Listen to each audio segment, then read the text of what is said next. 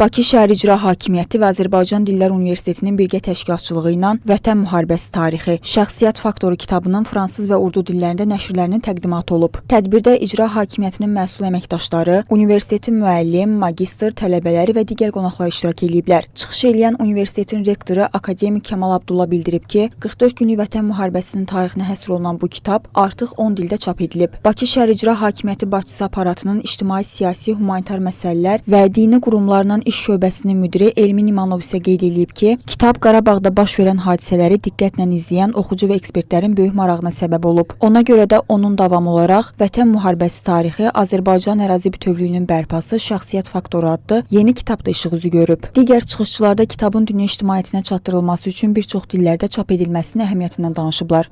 Biz düşünürük ki, bu kitabın fransız dilində dərc olunması böyük əhəmiyyətə malikdir. Bir tərəfdən bu biz müəllimlər üçün, müəllim tələbələr üçün çox maraqlı bir material kimi tədris prosesində istifadə oluna bilər. Digər tərəfdən də bu kitab strateji əhəmiyyətə də malikdir. Fransız dilli ölkələrdə, Fransada bu kitabın təqdimatını keçirmək yaxşı olardı. Milli kitabxanalara göndərmək yaxşı olardı. Çünki bildiyimiz kimi Fransada çox güclü erməni diasporası fəaliyyət göstərir və Azərbaycan həqiqətlərini fransız dilində onların nəzərinə çatdırmaq böyük əhəmiyyətə malikdir. Və çox xoş haldır ki, bu kitab artıq dünyada ən çox danışan dillərdən biri urdu dilinə tərcümə olunmuşdur.